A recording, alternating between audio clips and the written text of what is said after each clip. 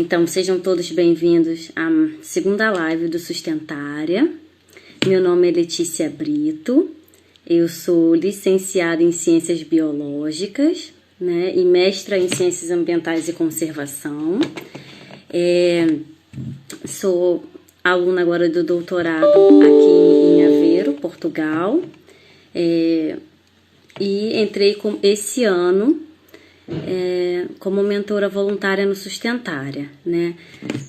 Para vocês que ainda não conhecem o Sustentária, ele é um projeto de extensão, é um núcleo do projeto de extensão da USP e tem como principal objetivo promover a alimentação sustentável a toda a população. O interessante é como eu conheci o Sustentária foi buscando realmente essa informação de qualidade, porque em meio à pandemia, todas as pessoas aqui da minha casa achavam que tinha que beber água com limão pela manhã. E eu falei, tá bem, vamos procurar então qual o embasamento científico para isso. E aí joguei no Google e conheci a Sustentária. E por acaso, nesse dia, que foi dia 10 de abril, era o último dia para seleção, para ser voluntária do projeto, tanto como membro e mentora. E eu falei, vou tentar. E aí foi assim que eu conheci o Sustentária. Posso dizer que sou encantada com o projeto. É quase um estilo de vida. É um grupo maravilhoso. O Sustentária hoje ele conta com 40 pessoas, né? São todos voluntários. E tem membros, mentores e temos coordenadores, né? E ele trabalha em cima de 4 pilares, que é a redução do consumo de carne vermelha, uma vez que já se sabe o impacto negativo que a carne vermelha tem tanto na saúde humana quanto no meio ambiente, né, o processo de produção, a redução do consumo de alimentos ricos em açúcar, sal e gordura, mesmo ultraprocessado quanto em casa, né? E em contrapartida, os 2 outros pilares do Sustentária é o aumento do consumo de frutas, verduras, uma vez que, em geral, ainda há um baixo consumo desses alimentos no Brasil e o aumento do consumo de produtos que tenha baixo impacto, né, no meio ambiente. E aí pensando em todo o processo, mesmo desde a produção até a embalagem e tudo mais. Então, tendo em vista esse momento de pandemia, né, mundial, em que a gente não pode sair, o Sustentária pensou em separar toda quinta-feira às 17 horas do Brasil para discutir um pouquinho sobre alimentação sustentável. Então, nós começamos na semana passada e hoje nós vamos falar o seguinte tema: nutrição como ciência e as diferentes formas de pensar e atuar na alimentação. Para isso, então, nós temos a honra de convidar a Nadine Marques, que é Biologia e Exercício, mestra em Nutrição e Saúde Pública pela USP e também doutoranda em Saúde Pública pela USP. E eu vou chamar aqui a Nadine. Só um instantinho. Nadine, vamos aguardar ela entrar. Foi? Mais um pouquinho. A Nadine também ingressou esse ano no Sustentária, também como mentora voluntária. E a Nadine hoje está na Alemanha, nesse período. Cadê a Nadine? Temos que esperar um pouquinho enquanto ela entra. Vamos aguardar mais um pouquinho. Chegou. Oi, Nadine, tudo bem? Olá! A Nadine, tudo bem, você? Boa noite, né? Boa noite, Nadine, para você também. Já é noite aqui. Mas para a galera lá no Brasil ainda é boa tarde. Então, galera, essa é a Nadine. Eu já te apresentei, mas eu posso falar de você de novo, Nadine. Né? E você pode se apresentar também, fica a seu critério. E eu queria dizer para vocês continuarem conosco aqui e aproveitar. E se quiserem fazer alguma pergunta, pode escrever aí que eu anoto e assim que der, eu passo a pergunta para a Nadine, tá bem? Pode começar. Eu entrei, você travou para mim, não sei o que aconteceu, estava tudo bem? Eu tentei te segurar aqui, mas não deu. Agora... Vamos lá, onde a gente está, Letícia? Então, eu apresentei você, mas se você quiser falar um pouquinho de você novamente, do que você está fazendo agora, acho que seria bacana. Então, a gente, nós duas somos novas membros, novas mentoras, né, Uhum. sustentária, a gente entrou esse ano. Você já falou um pouquinho, né, da minha Sim, formação e tal. E aí, nesse exato momento, eu estou na Alemanha, por isso que a gente se deu boa noite, Letícia em Portugal e eu na Alemanha. E eu vim para cá para fazer um estágio de curta duração pelo doutorado. E aí, por conta da pandemia, ele foi cancelado. Então, eu estou tentando desenvolver outros tipos de parcerias aqui, tocar a pesquisa toda do doutorado, que a gente sabe bem que tem bastante coisa para fazer, né, Letícia? E outros projetos, é. assim como Sustenta a Área, que eu conheço desde o comecinho, pela Aline, principalmente, né, que é a idealizadora do projeto, e vim acompanhando mais de longe, e aí surgiu esse ano a oportunidade de fazer parte do processo seletivo, né, e hoje estamos aqui, acho que ambas muito felizes e satisfeitas, né, com essa Sim, oportunidade, com esse diálogo que tem sido tão frutífero, já apesar de ser há pouco tempo, né? E principalmente a oportunidade de estar aqui hoje, né? Trazendo um tema que eu sou bastante suspeita, mas que eu acho tão importante e que muitas vezes tem tão pouca visibilidade, né? É importante discutir ciência e não só seguir fazendo e seguir atuando como a gente aprendeu. Entender se está tudo certo, se é esse o caminho, se a gente tem que repensar e acho que o nosso objetivo hoje é esse, né? é isso. Então, você quer que eu repita o tema, assim, até mesmo para quem chegou, a gente hoje vai conversar um pouquinho sobre nutrição como ciência e as diferentes formas de pensar e atuar em alimentação, ou na alimentação, né? É, a primeira pergunta, assim, acho que falando nesse tema, o que que te aproximou disso, Nadine? O que que te fez querer estudar essa área da nutrição? O que que te motiva, né? Qual o seu interesse? Como é que é? Conta um pouquinho pra gente. Então, sobre a graduação em nutrição é um pouco interessante, porque quando me perguntam, eu falo que eu decidi fazer nutrição, eu estava na oitava série, e é verdade. Eu tive um clique e falei, é isso que eu quero fazer. E aí fui fazer, e aí me apaixonei pela área, pela graduação, todas as disciplinas e tudo mais, mas acho que esse tipo de reflexão, né, que a gente está trazendo hoje, começou talvez como um embriãozinho lá na graduação mesmo, um pouco questionando porque a nutrição está dentro do campo das ciências biológicas, né?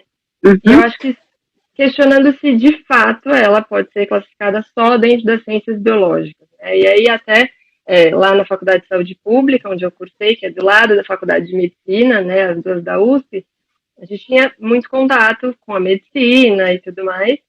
E aí eu lembro de me questionar se é isso mesmo, se a gente tem que atuar de forma tão parecida como a medicina atua, né?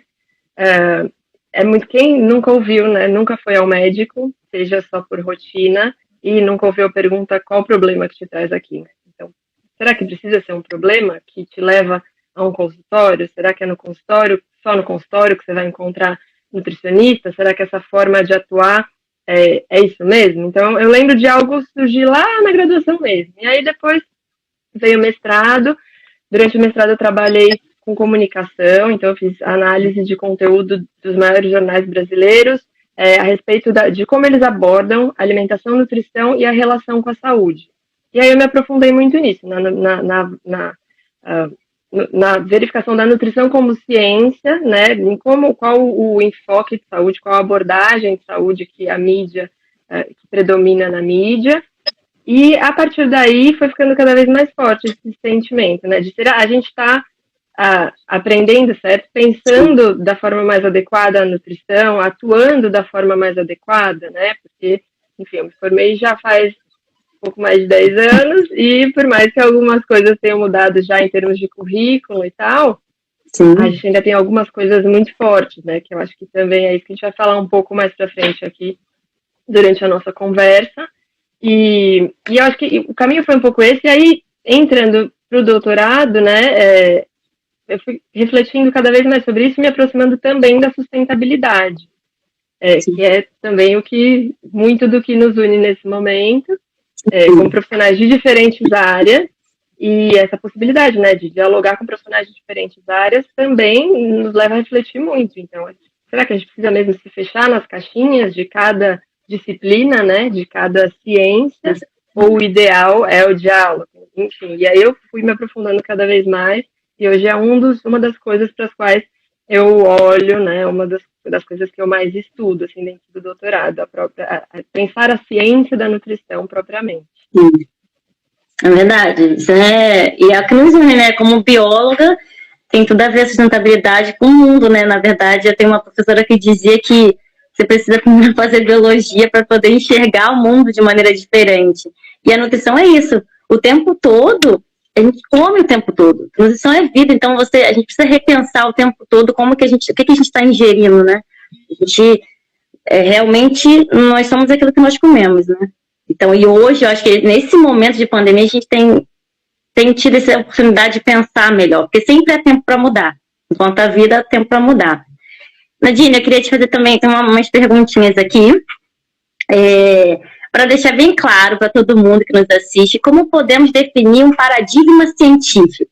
Assim, como é que você acha que pode definir? Vamos tentar já desmistificar, né, esse termo. Sim. É muito comum quando alguém pergunta o que eu estudo no doutorado, eu falo paradigma, as pessoas já fazem, já me perdeu. Quando fala essa palavra, já me perdeu. E, na verdade, por outro lado, é comum, às vezes, a gente ouvir as pessoas usarem comumente assim, foi uma mudança de paradigma, foi uma transformação, né, uma quebra de paradigma. E até certo ponto está certa essa colocação. Mas aí quando a gente aprofunda um pouco mais e pergunta, então, o que quer dizer paradigma? Né? Geralmente essa frase se refere a uma mudança radical de alguma coisa, né? Algo mudou radicalmente. Então, foi uma quebra de paradigma, foi uma mudança de paradigma. Mas como é que a gente define, de fato, paradigma? Então, quem introduziu esse termo, e aí eu sempre gosto de dar uma situada na história, né? Eu acho que é importante. Quem introduziu esse termo foi Thomas Kuhn, eu não sei se é exatamente assim que se pronuncia, mas é assim que eu conheço, que ele era físico de formação, né, um norte-americano físico de formação, que depois passou a estudar a história da ciência e mais adiante a filosofia da ciência. Então ele é visto como um dos maiores, dos cientistas mais influentes em termos de filosofia da ciência, já era influenciador sem nem ter redes sociais naquela época, ao longo do século XX. Então, justamente sobre isso, né? Era justamente sobre isso que ele pensava, sobre ciência, sobre o desenvolvimento da ciência, sobre as revoluções científicas. E aí, ele trouxe esse termo um pouco para definir, né, o que deve ser observado e examinado, que tipos de perguntas. Então, quando a gente fala de paradigma,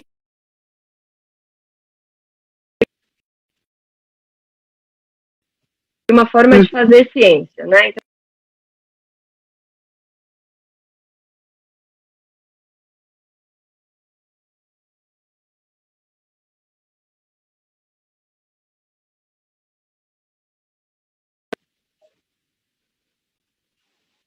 né, para pôr em prática a sua ciência. Então, o paradigma vai definir o que deve ser observado e examinado, que tipos de perguntas devem ser feitas, como essas perguntas vão ser estruturadas e, inclusive, como o que sai desse processo científico vai ser interpretado e aplicado na prática, sempre buscando solucionar problemas, né, do cotidiano, problemas que o mundo vai apresentando para a gente ao longo do tempo. E aí, assim, o mais interessante disso tudo, que na verdade puxa muito também da nossa conversa, é que um paradigma funciona enquanto ele se mostra suficiente para conduzir esse processo de investigação científica, né? Enquanto ele realmente chega a soluções para os problemas que o mundo apresenta para a humanidade. E aí, o problema maior é quando esse paradigma passa a não ser mais suficiente. Ele passa a ser frágil demais para responder a problemas que uma determinada época apresenta, que uma determinada realidade, um determinado contexto apresenta. Então, fechando o conceito, o próprio Kuhn falava que são 5 fases diferentes, né? A vida de um paradigma, digamos assim, é composta por 5 fases, que é a fase pré-paradigma, que uma disciplina científica só passa por essa fase uma vez, é quando ela está lá, quando ela está nascendo. E aí, se estabeleceu, ela só vai passar pelas demais. Então, é quando ela está nascendo, e aí cientistas da área estão entendendo como lidar com ela, qual a melhor forma de produzir ciência nessa área, de pensar ciência e tal, até que se estabelece um certo consenso naquela comunidade. E a partir do momento que se estabeleceu um certo consenso, regras, protocolos, né, que é o que determina especificamente paradigma, ele entra numa segunda fase, que é a de ciência normal. A gente pode entender meio que como uma calmaria. Então, foi estabelecido que é assim que se trabalha, todo mundo segue aquele protocolo, aquelas normas, aquelas ferramentas, e vamos fazendo ciência dentro daquela lógica, né, daquela forma de pensar, daquela forma de atuar. E aí, o que pode acontecer? Aparecerem algumas anomalias, que ele chamava, né, ele usava esse termo, que são problemas que não podem ser solucionados pela forma que esse paradigma propõe. E aí, até certo ponto, dentro de um paradigma estabelecido, as anomalias surgem, ele é um pouco adaptado, dá para resolver. Ela surge de novo, adapta um pouquinho o paradigma vigente, consegue resolver. Até a hora que elas começam a se acumular demais. E aí ele se mostra realmente frágil. E aí se instala a terceira fase, que seria a de crise de paradigma, né? Que é um pouco, bom, tudo que a gente sabe, que a gente conhece, a forma como a gente pensa e faz ciência não é suficiente para resolver nossos problemas. E aí se instala essa crise. E aí caminha, então, o paradigma caminha para a quarta fase, que seria a revolução científica, ou a mudança de paradigma, que é aquele termo, né, que a gente falou mais no comecinho, que é quando o paradigma dominante passa a ser reexaminado. Então, vamos olhar para ele? O que está faltando? Ele precisa ser reinventado, ele precisa ser completamente transformado, ele precisa ser só adaptado. E aí essa é a fase de mudança de paradigma, até que ele atinge novamente a última fase, né, em que esse novo paradigma proposto passa a ser o dominante. E aí vem a calmaria de novo, ele se estabelece como paradigma dominante, e todas essas fases vão acontecer novamente. E o que pode acontecer, o que na verdade acontece muito, e é o que a gente verifica na ciência, não é que um acaba e o outro começa. Muitas vezes eles vão se apresentando em camadas. Então, um ainda continua e serve para responder a alguns dos problemas, enquanto o outro nasce e vai se aplicar a outros tipos de problemas. E assim eles podem coexistir, né? Eles podem existir ao mesmo tempo, meio que em sobreposição, assim. Então, tentando simplificar, mas é um tema meio espinhosinho, isso.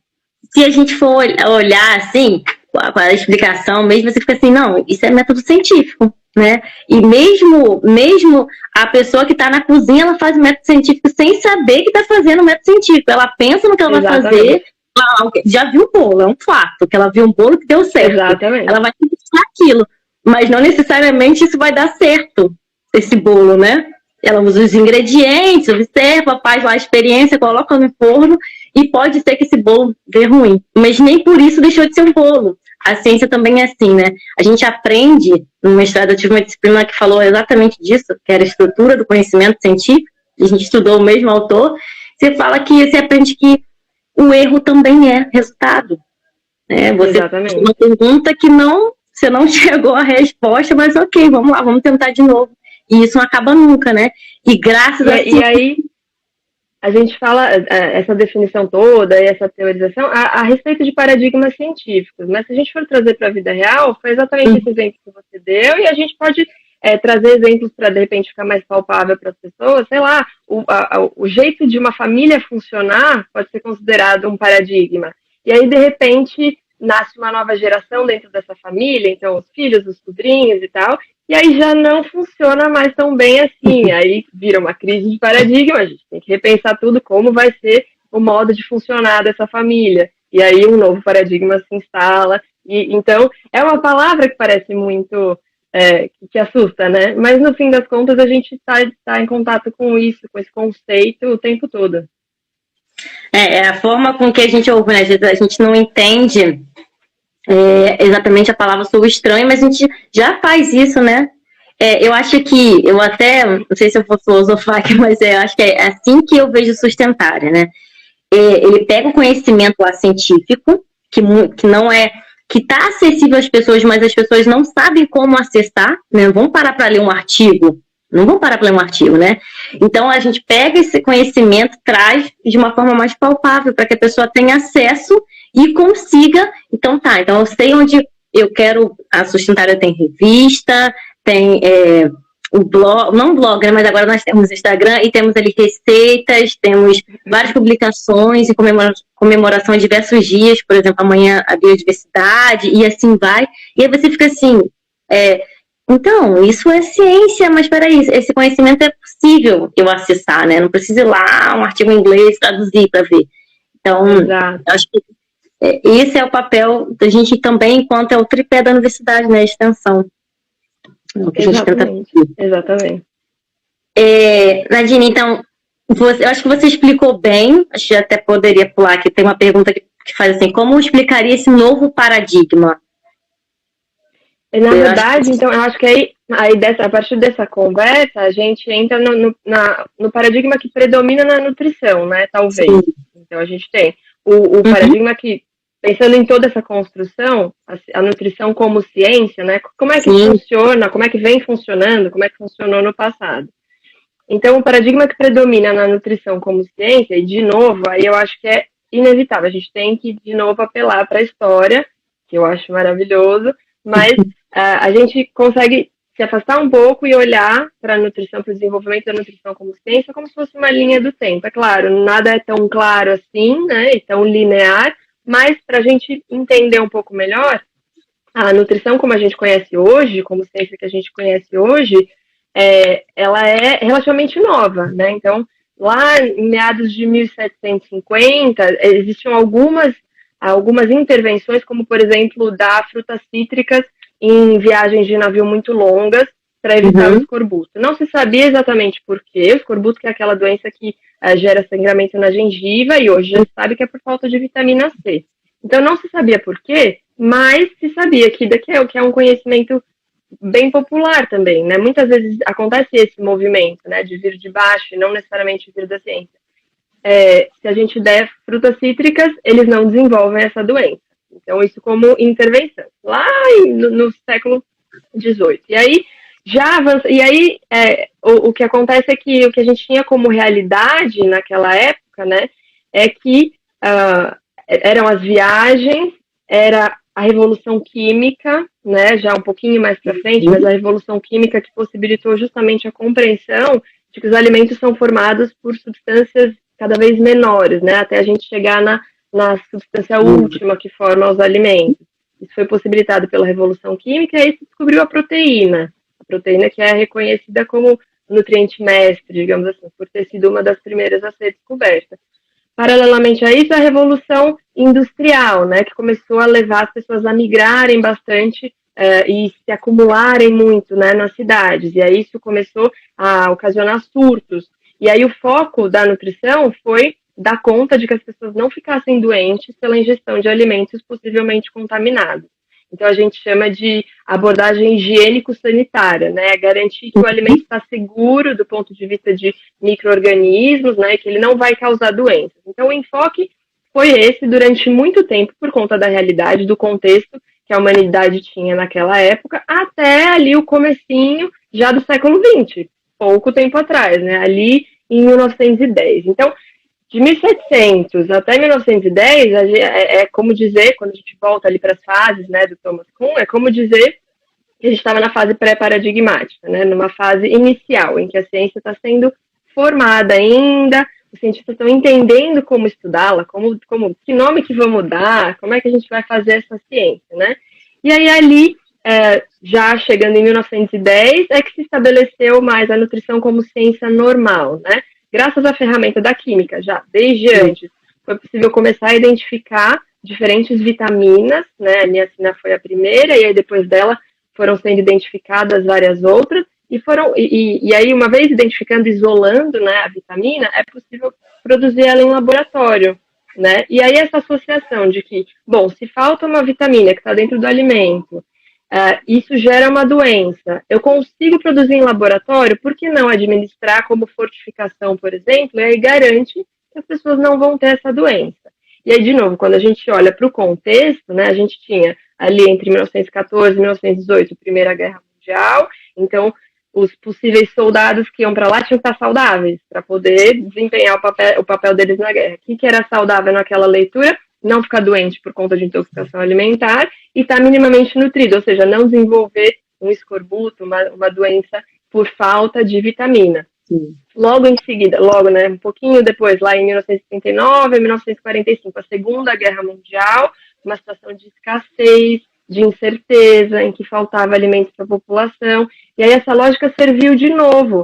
Então, a comunidade científica pensava, se a gente garantir que a população vai ter o suprimento adequado de vitaminas, ninguém vai ficar doente, vai ficar tudo bem. Então, dentro daquela lógica, daquele contexto, daquela época, estava tudo certo. Então, o foco saiu do alimento como algo inteiro, como algo complexo, e meio que como se a gente colocasse uma lupa bem lá dentro. Então, vamos destrinchar esse alimento inteiro, entender o que tem lá dentro, e aí a gente consegue produzir em laboratório, fortificar, administrar isoladamente, e talvez não seja tão necessário ter o alimento que está tão em falta nessa época que era da guerra, né? E aí essa lógica de escassez, exatamente. E aí essa lógica foi a que passou a predominar. Então, quando a gente fala em paradigma predominante dentro da nutrição, foi ali do nascimento da nutrição como ciência, né, quando ela se estabeleceu naquela calmaria que a gente falou dos paradigmas, ciência normal. Então, o que a comunidade científica pensava? O que a gente tem que fazer? Administrar esses nutrientes para as pessoas não desenvolverem doenças, muito próximo do funcionamento de medicamento. E aí a gente volta àquela história que eu falei lá das minhas dúvidas da graduação, muito próxima da atuação dos médicos, né? O que eu dou para que a pessoa não fique doente? E aí, tudo bem. Então, e aí a guerra acabou. E o que a gente faz agora? E aí o contexto mudou de novo completamente. Então, mecanização, modernização da produção de alimentos, processamento de alimentos, mais uma vez, migração em massa para as cidades, o ritmo de vida das pessoas mudou, a forma de viver, o paradigma de vida de cada pessoa mudou, né? O jeito de viver das pessoas foi mudando.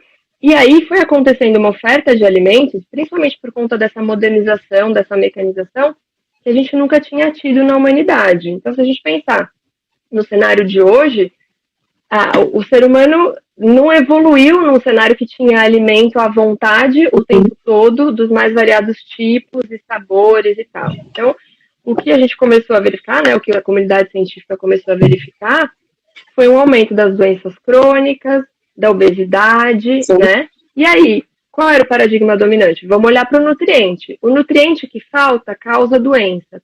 Talvez um nutriente que sobra também cause doenças. E aí, o olhar foi desviado para as gorduras, para o açúcar, para o sal.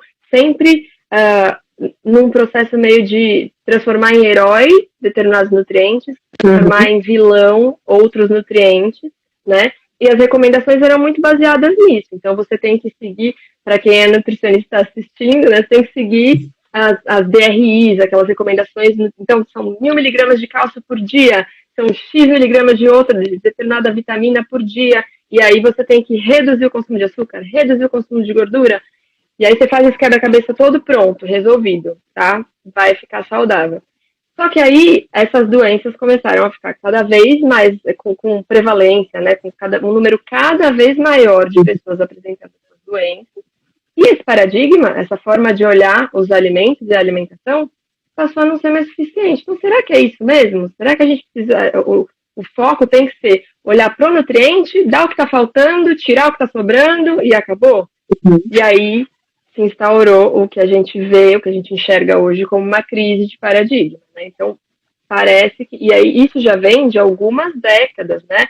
Os números de obesidade, de doenças crônicas só aumentam, e primeiro era em países desenvolvidos, depois se espalhou pelo mundo todo, em países em desenvolvimento também, só aumenta. Então, quer dizer que alguma coisa no paradigma da nutrição não está funcionando. É o que caracteriza a crise de paradigma.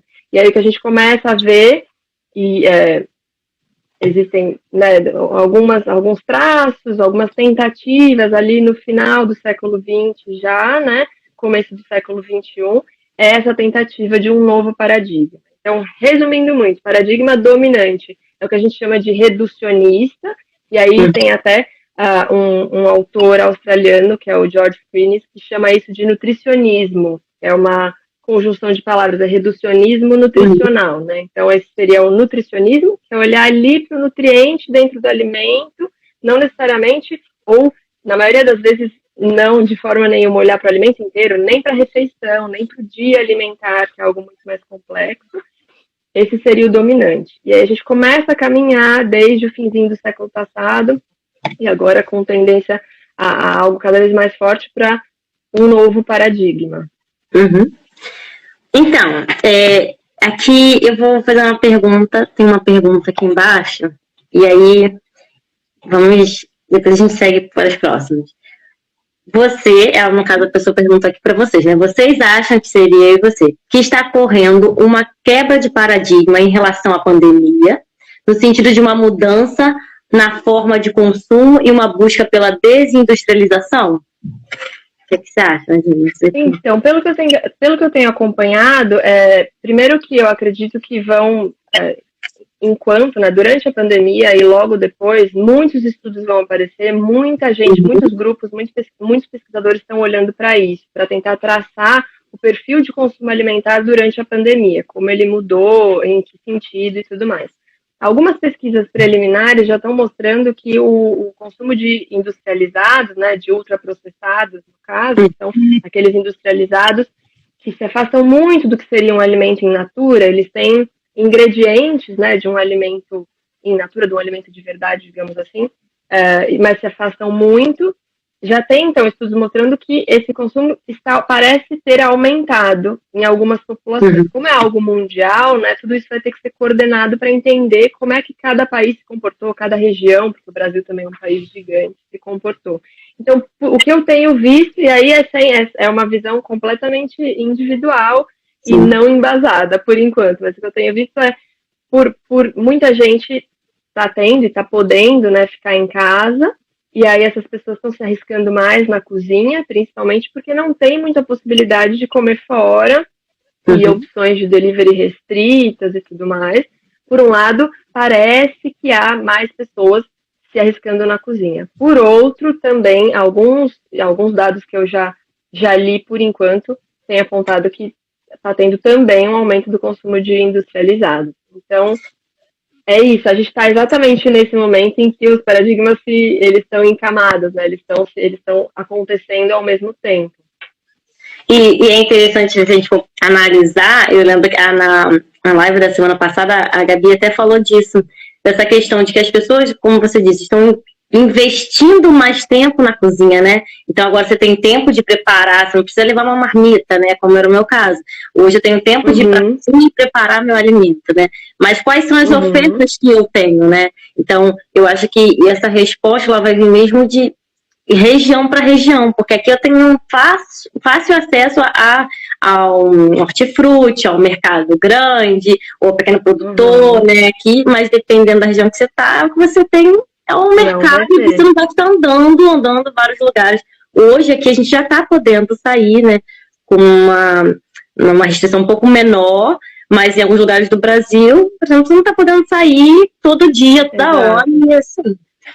E aí o que a gente vê é que os países, e às vezes mesmo regiões diferentes dentro do mesmo país, estão em fases diferentes da pandemia, e isso acaba pedindo, né, também ações diferentes, ações mais restritivas ou menos restritivas. Aqui, por exemplo, na Alemanha, teve um isolamento bem intenso, mas em nenhum momento a gente foi um isolamento absoluto, da gente ter que justificar motivo para sair de casa, como aconteceu na Espanha, na França, por exemplo. Então a gente podia sair para fazer atividade física ao ar livre, a gente não chegou a notar desabastecimento, a feira de rua, né, feira livre continuou acontecendo.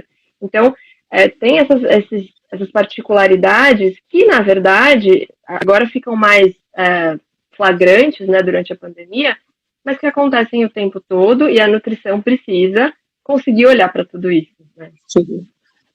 Aqui não, aqui a gente, em alguns momentos, você precisava dizer para a polícia onde você estava indo, né?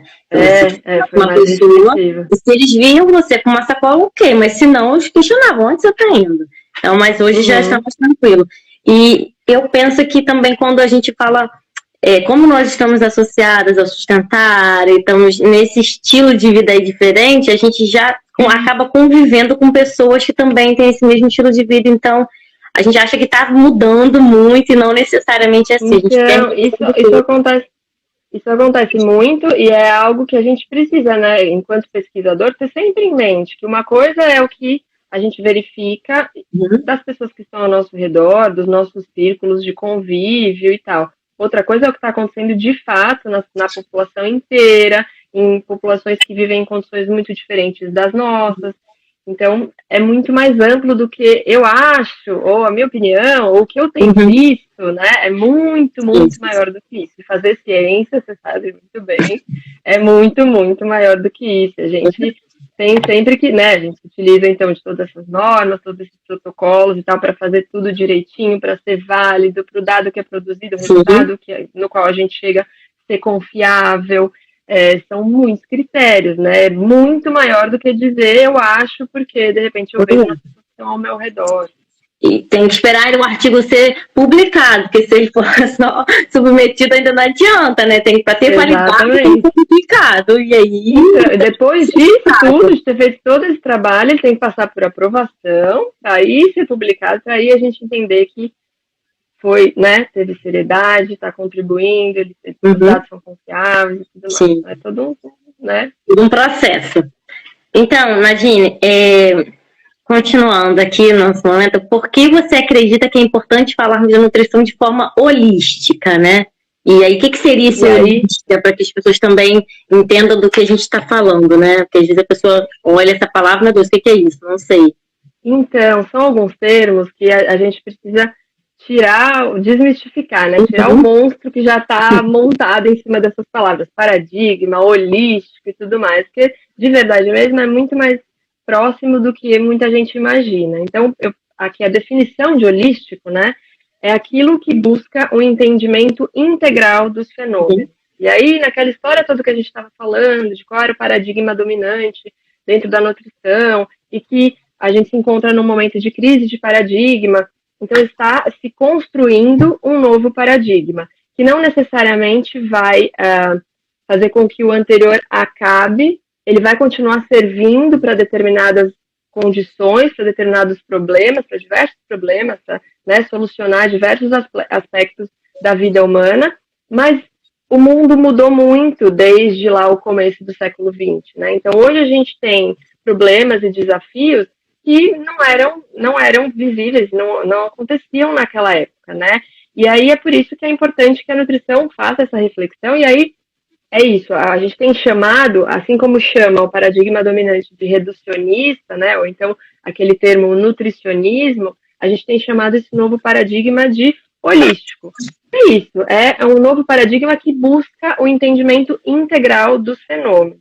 E aí, nesse sentido, lá em 2005, aí a gente olha, né, já é século XXI, mas também já faz 15 anos, lá em 2005 houve uma reunião de cientistas e eles propuseram, né, depois de muita discussão a respeito do tema, de muito aprofundamento, muita reflexão, eles propuseram o que eles chamaram de nova ciência da nutrição.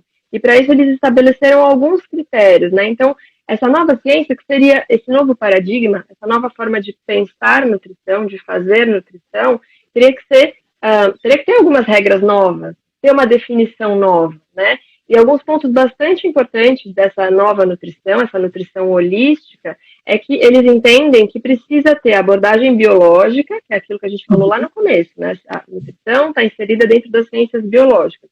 De fato, precisa ter abordagem biológica, mas é fundamental que ela tenha também a abordagem social e a abordagem ambiental, né? Então, quando a gente olha só para o paradigma reducionista, eu até, às vezes, conversando com alguns colegas, eu brinco que a gente foi formado como se, para atuar, como se o prato brotasse na mesa, na frente da pessoa, e a gente não precisasse pensar de onde veio esse alimento, como ele foi cultivado, qual é a lógica de produção desse alimento, né? Qual é o impacto de produção desse alimento no meio ambiente, nas comunidades onde ele é produzido, né? E aí, então, tudo bem. Aí a pessoa fez as escolhas alimentares, montou para adequado nutricionalmente. Só que a gente não pensou no antes, só pensou se ele está atendendo a todas as recomendações nutricionais ali. E aí depois a pessoa acabou cozinhando demais, teve sobra. Como é que vai fazer com essa sobra? Ela vai ser descartada? Como é que vai ser realizado esse descarte? Né? Qual é a forma de produzir esse alimento? Ele é produzido num fogão a lenha, que acaba também emitindo partículas no meio ambiente. Como é? É um churrasco, que aí vai ser a queima do carvão, que também tem a emissão, entendeu? Então, esse novo paradigma tem esse olhar de é holístico mesmo, né? É aquele olhar que busca o entendimento integral. E aí eles definiram assim, e aí eu vou falar exatamente qual é a definição. Os princípios gerais que devem guiar a ciência da nutrição são de natureza ética, os quais devem também ser guiados pelas filosofias da corresponsabilidade e da sustentabilidade, pelas abordagens do curso de vida e dos direitos humanos e pela compreensão da evolução, história e ecologia. Então, realmente, quando a gente olha, dá ao mesmo tempo uma alegria imensa e uma pontinha de, meu Deus, é sobre tudo. E é sobre tudo. A alimentação está em todos os momentos, desde que a gente nasce ao longo do dia, várias vezes ao dia. São muitas escolhas que a gente faz em um dia, que a gente faz em uma semana, que a gente faz na vida, e elas vêm de um lugar, e elas têm impacto, né? E aí, então, essa nova ciência da nutrição seria definida como o estudo dos sistemas alimentares, alimentos e bebidas, seus nutrientes e outros constituintes, e de suas interações dentro e entre todos os sistemas biológicos, sociais e ambientais relevantes. Então, o que ela propõe é que não seja mais sobre atingir a recomendação de proteína, atingir a recomendação, a necessidade de cálcio para aquele grupo populacional, mas entender de onde o alimento vem, por onde ele passa, para onde ele vai, se eventualmente ele vai ser descartado ou não, como ele está sendo armazenado, como ele está sendo transportado, como ele está sendo comercializado, como ele é preparado dentro de casa. Isso tudo, na verdade, compreende o que a gente chama de sistema alimentar, né? É desde que ele nasce lá no campo, ou eventualmente do campo indo para a fábrica para ser processado, e muitas vezes indo para a fábrica para ser muito, muito processado, que é o que a gente chama de ultraprocessado. Como é que ele chega nas pessoas, né, nas populações, para onde ele vai, eventualmente se a sobra, ou mesmo os resíduos, né, que não necessariamente são de sobra. Então é esse olhar, e é entender também que a alimentação é um ato social, né? Então a gente, quando é que a gente, agora a gente está vivendo experiências assim, de se encontrar com as pessoas e ter esse contato virtual, mas muitas vezes a gente chama alguém para almoçar virtualmente, almoçar junto. Então a gente aproveita esse momento, conversa e almoça. Ela está sempre permeando as relações sociais. E não só isso, né? A produção de alimentos impacta muito nas comunidades locais, na forma de como uma comunidade se organiza, como um país se organiza, da sua lógica de produção de alimentos, o comércio internacional, enfim. Não dá para a gente só olhar para aquele prato, né? É isso que a nutrição holística propõe, que não dá para a gente só olhar para aquele prato e entender se ele tem a quantidade certa de nutrientes. É muito maior do que isso, essa a proposta. E aí é que fica tão clara a importância da sustentabilidade nessa conversa toda, né? A gente precisa entender quais as interconexões, qual o impacto da produção de alimentos para o meio ambiente, qual o impacto da forma de produção desse alimento para a saúde humana e assim por diante. A sustentabilidade está aí completamente permeando tudo isso, né? E aí, não sei se a gente tem alguma dúvida para responder, para dar uma palavrinha. Não, aqui no chat ninguém colocou, não. Nós temos ainda aqui algumas, né? Fora, mas assim, você falou uma coisa que eu acho interessante, é que a alimentação, ela é extremamente social, né? Então, tudo que nós fazemos, nós metemos alimentação no meio. Então, é uma festa, tem comida. Você tá com a sua família, o almoço domingo, tem comida. As festas nas cidades, tem comida. E tudo. E eu tenho parado para pensar quantas vezes, né? Antes eu morava com os meus pais, era mais fácil, né? Mas agora morando sozinha, quantas vezes eu tenho que ir ao mercado, né? E aí você fica naquela de escolher o alimento. Muitas vezes você não para pensar como que aquele produto chegou ali, né? Você pega e vamos embora. Agora que você tem um momento de ficar, realmente, onde que veio, né? Quanto de agrotóxico isso pode ter? O que eu estou ingerindo, na verdade, né? Vamos parar para olhar aqui esse produto rótulo, o que eu estou ingerindo? E aí são escolhas. Às vezes a gente acha que comer bem é muito caro. Não, são escolhas. Você começa a analisar o que você está ingerindo, né? E ou pessoas, eu tenho uma colega que mora aqui comigo, que ela diz que ela não consegue estar sem açúcar. Então, uma escolha. É uma escolha, você tem que ir aos poucos. Eu não posso achar que de hoje para amanhã vou ter essa visão holística de tudo e vai mudar. Não é. É um processo. Exatamente. Né? Aos e poucos. Isso, assim, é muito, muito difícil para a população mudar a forma de atuar e de entender a alimentação, mas dentro da prática, né, dentro da comunidade científica, dentro dos profissionais, também é muito difícil. Então, quando foi publicado, por exemplo, sempre estou esse exemplo, o nosso novo guia alimentar, né, que na verdade já está completando 6 anos, ele foi em 2014, mas quando ele foi publicado, ele não tem recomendações quantitativas, por exemplo. Ele não tem uma tabela dizendo que uma porção de arroz são 4 colheres de sopa. Uma das reações iniciais mais marcantes para mim foi que todos nós, nutricionistas de forma geral, a gente ficou meio, né, causou um estranhamento. Como é que eu vou recomendar? Como é que eu vou fazer agora para recomendar? E aí, na verdade, o que ele faz é justamente provocar essa reflexão de será que é sobre quantidade ou é sobre o padrão alimentar? É sobre tudo que vai compor aquela refeição, o que vai compor o dia alimentar como um todo, né? O que vai ser hábito e não só o que vai ser exceção. E aí você falou que são escolhas, de fato são escolhas. E aí uma das coisas que é muito discutida hoje é até que ponto a gente pode colocar essas escolhas na conta de cada uma das pessoas. Porque no fim das contas, a gente escolhe com base no que tem disponível. Seja na nossa região, seja no nosso país, por conta de uma lógica de produção, lógica de comércio, né, enfim, de como a gente faz nossas importações e exportações e tudo mais. Então, é escolha, mas a gente está dentro de um ambiente alimentar.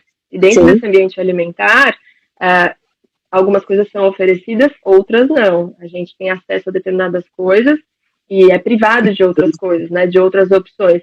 E cada camada social vai ter acesso a tipos diferentes. Então, é sempre essa visão holística também é muito partilhada pelo olhar da saúde pública, né, da promoção da saúde, de pensar que a responsabilidade não é só do indivíduo, é da sociedade como um todo, é de promover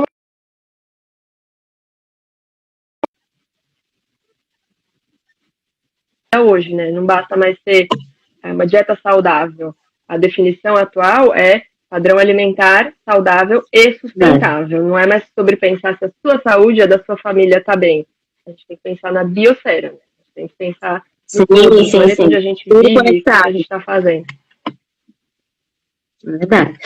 Assim, e aí o que você falou, a gente está conversando aqui, né? Não sei se algumas pessoas que estão nos assistindo, elas sabem, mas nós estamos fazendo, não sei se está fazendo curso, Nadine, mas eu, como sugestão lá do Sustentária, teve o curso de saúde planetária, né? Sim, também tô. E aí tem tudo a ver, quando você começou a falar, eu falei, isso aí tem tudo a ver com saúde planetária, né? Então, como você definiria esse termo ao qual você se referiu, né? Dentro, a alimentação holística dentro da saúde planetária?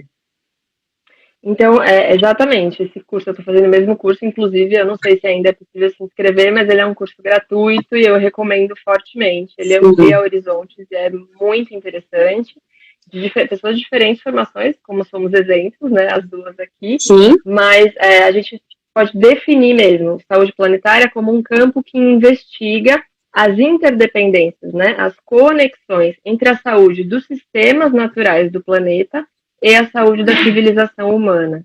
Então, saúde planetária, muitas vezes, talvez a tradução não seja tão feliz, né? Quando a gente pensa em saúde planetária, muitas vezes as pessoas já remetem à saúde da Terra, enquanto planeta, como se ele fosse algo separado da gente, né? Quando, na verdade, é tudo uma coisa só. Todos os sistemas humanos, os sistemas animais, de toda forma de vida, todos estão conectados. Então, quando a gente fala de saúde planetária, é sobre isso. E, na verdade, não é possível falar de sustentabilidade e de saúde planetária se a gente não pensar nos sistemas alimentares, que tem um impacto enorme sobre aspectos diversos do meio ambiente, né? Então, uma coisa é olhar para a saúde humana. O padrão alimentar que é dominante hoje em dia é negativo para a saúde humana.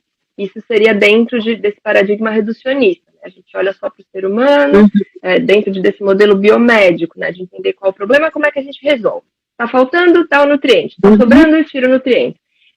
Então, não é mais sobre isso só, é sobre manter, sim, a humanidade saudável, da forma mais ampliada possível, mas é sobre permitir que as nossas práticas, a nossa forma de produzir alimentos, nosso modelo de consumo, deixe terra para as gerações futuras, sabe? É permitir que as gerações futuras continuem tendo as mesmas possibilidades e oportunidades, ou quiçá, oportunidades e possibilidades melhores do que as nossas, né? Então, saúde planetária é esse conceito extremamente ampliado e que diz que todas as nossas ações, enquanto seres humanos, vão ter impacto na Terra, na Terra e na biosfera, em todos os sistemas vivos, e que essa influência vai voltar para a gente também. Então, a gente não tem como...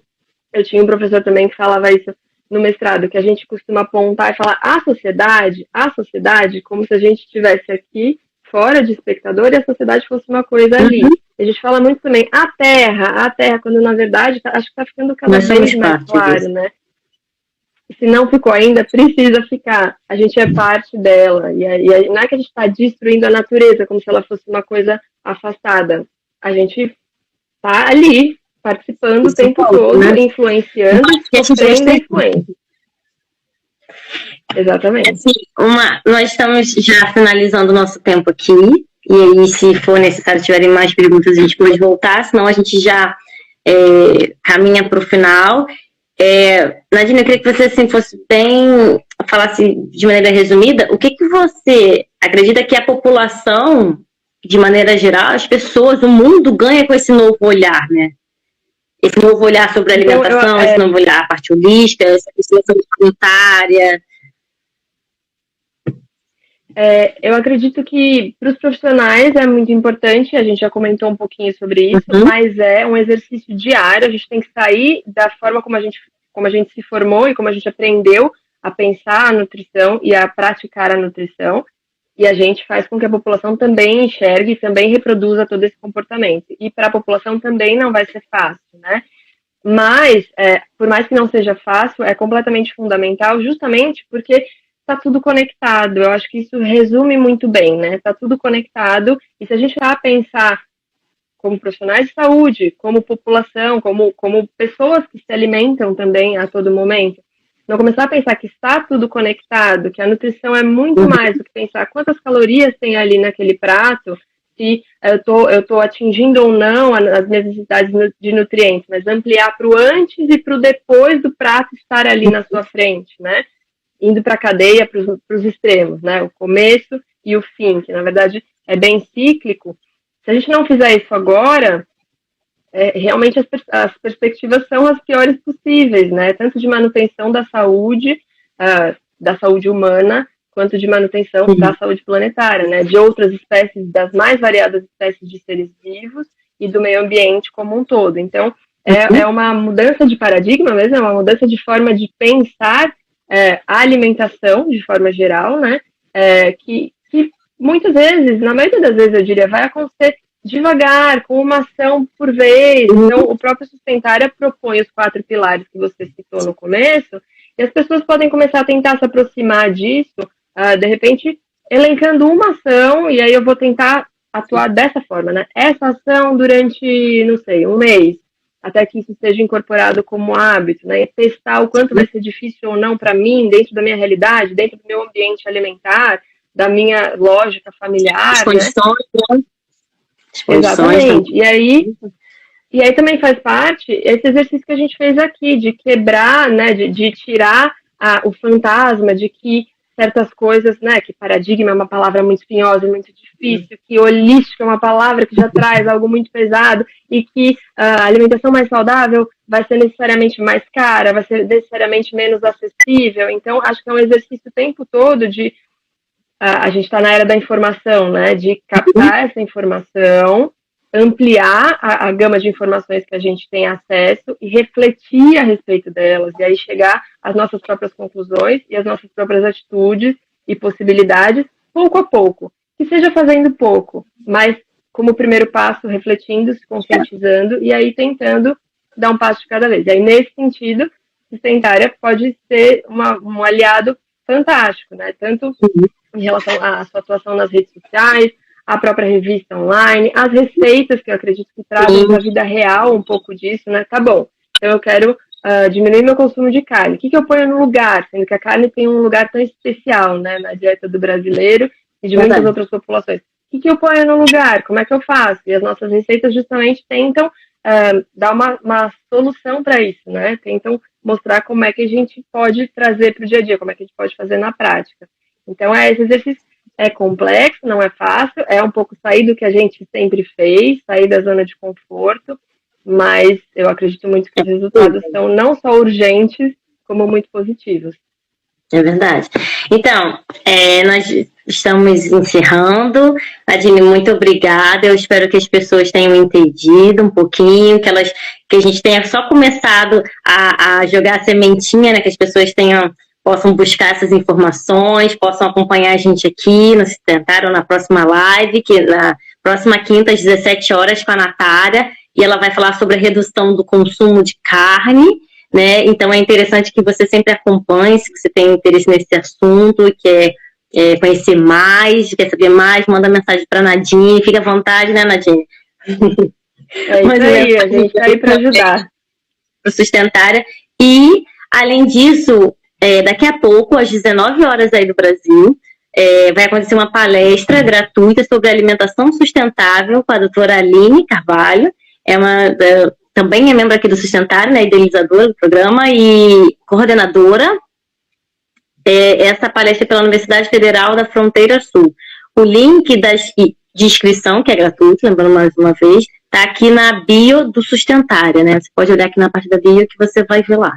Fique à vontade para também participar. E é isso, Nadine, muito obrigado. Eu que agradeço. É bom que a gente só assim a gente se conhece um pouco mais, né? Já que nós somos novas aqui nesse momento, né? Exatamente, nesse momento só no virtual, mas já foi super gostoso nosso papo. Eu espero que a gente tenha exatamente o que você falou, plantado uma sementinha que seja, né? E venham com a gente, que a gente está produzindo coisa pra caramba, né? Trabalhando pra caramba para tentar ajudar de alguma forma, para tentar disseminar esse conhecimento e ajudar nesse passo a passo, que pode ser difícil, mas que é muito positivo. Muito obrigada, espero que dê tudo certo aí na Alemanha. Qualquer coisa, antes de ir embora, passa aqui pra gente tomar um café. Olha que eu faço, hein? Obrigada, Letícia. Obrigada, Nadine. Tchau, tchau. Se cuida aí. Tchau. Até a próxima. Tchau, gente. Obrigada. Aproveite aí o Sustentário e vai ver as receitas e preparar o seu jantar para mais tarde, que aqui meu já é quase, já tô com o jantar atrasado. Tchau, tchau, Nadine. Obrigada. Tchau, tchau.